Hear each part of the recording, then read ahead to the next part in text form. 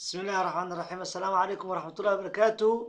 كسو دوادا جوبا انستيتيوت اوف بروفيشنالز يوتيوب channel ومركلي 10 كمية 10 امتحانها 4000 session English words كاسو كبريني أفرتكون إيري إنجليز كأقوم مهم سن أمال استعماله وحدا بوقاس وحا قري باول نيشن وحالا 4000 session English words واحد نسو عسينا مع 10 نشرحي أنا عبد الساق محمد.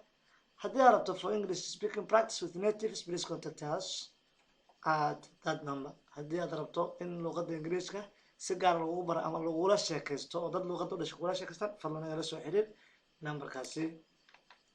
Haddaba cashirkeena maanta waa buggani 4000 essential English words, waa lesson 9 oo cashirka sagaalada waana page-ka 32.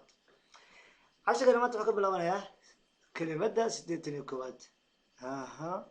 taasoo ka dhigan inaan hore usoo qaadanay 80 words ayaa hore usoo qaadanay kuwaasoo kusoo kala duubnay 8 video waana videoga sagaalaad. haddaba sida cashiradan imtixaanaha oo la socoto fadlan soo daawo 8 video kale. kelimada u horeysa maanta ee aan baranayno waa aware macnaheedu waxa weeye ka warqabid, la socosho, ogaansho. waxaas waa ogahay marka I am aware of that, arrinkaas waan ogahay, waan ka warqabaa. saas way marka aware waa adjective. aware waxa weeyaan adjective. nounkeedana waa awareness oo wacyigelina. ayaa nounkeeda. if you are aware of something, haddii wax aad ka warhayso ama ka warqabto, you know about it, waxbaa ka ogtay marka. to be aware of is to know about it, inaad wax ka ogtahay wey. marka aware waa ka warqabid, la socosho ama ogaansho.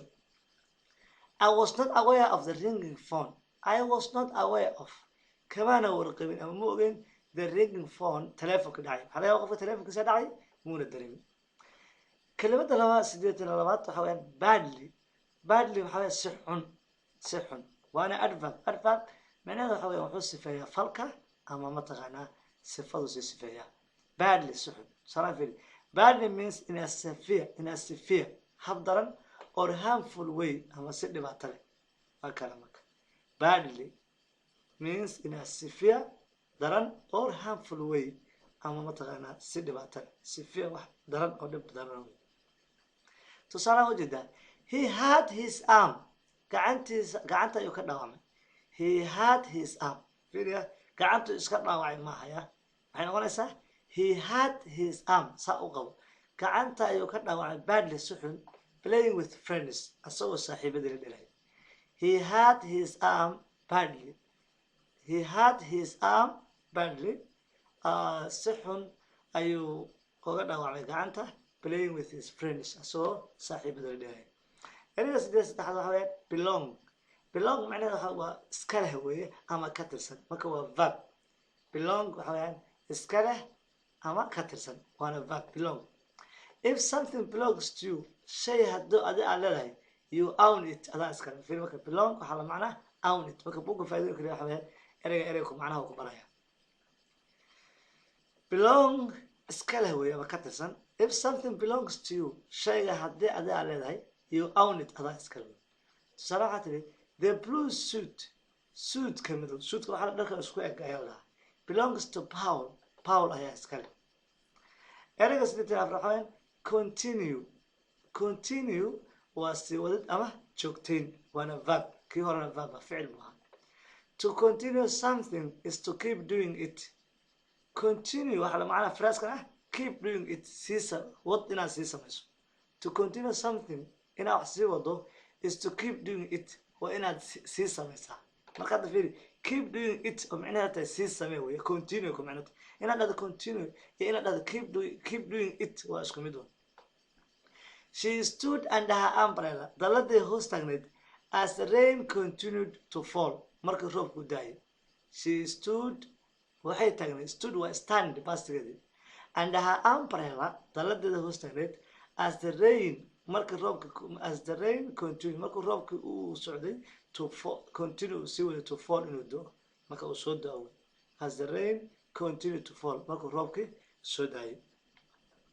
ereyga waxa weeyaan error ma aha, waa error. macnaheedu waxa waa khalad. on a noun.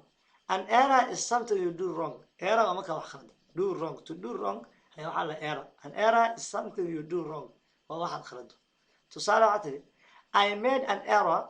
khalad ayaan sameeyey on my report warbixinteydii. So my boss was angry. My boss. waxay tiri I made an error. khalad ayaan sameeyey on my reportkaydii. So my bosskayga ama ninka madaxda ii ahaa was angry oo xanaaqsanaa. marka boss waxaa la qofka madaxda kuwa. So my boss qofka madaxda ii ahaa was angry oo xanaaqsanaa. erayga sideetan waxaa weeye experience ayaa dhahaa waa khibrad ama waayo aragnimo. An experience is something you have seen. waa waxaad hore usoo aragtay oo dhan aad soo samaysay. tusaale waxaa tiri wrong climbing oo ah rock climbing oo ah fuulidda dhagaxaanta was a fun fuulidda rock waxaa la dhagax weyn oo jabal ah waa dhagax weyn oo sida buur camal ah waxaa la rock climbing fuulidda dhagaxa was a fun experience waxay ahayd experience ama khibrad aad iyo aad u xiiso badan. erayga kale maanta barayna waxaa weeyaan field waxaa la dhul bannaan ama beer. tusaale waxaa yidhi ujeeda a field is a big area of land waa dhul weyn. a field is a big area of land waa dhul weyn. The field of flowers beerta ubaxayd ama dhulka ubaxa looked so pretty oo qurux badnaan.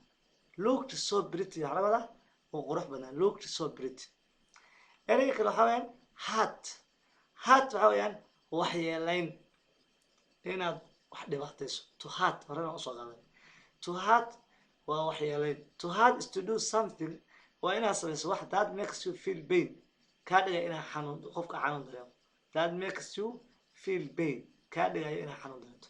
tusaale waxaa tiri she had her leg lugta ayaa wax ka gaareen falling down the stairs markay jaraanjarta ka soo dhacday. falling down the stairs. she had her leg lugtay wax ka gaareen falling down the stairs markii ay jaraanjarta ka soo dhacday.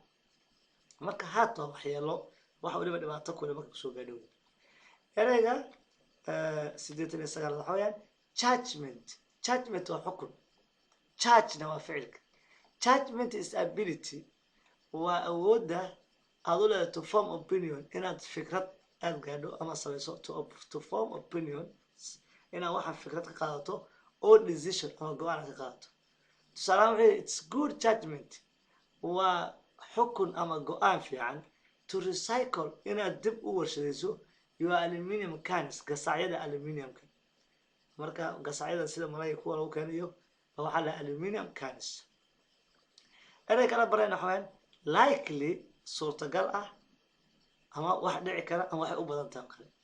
if something likely happens hadday shayga suurtagal tahay inuu dhaco it will probably happen wuu dhici doonaa.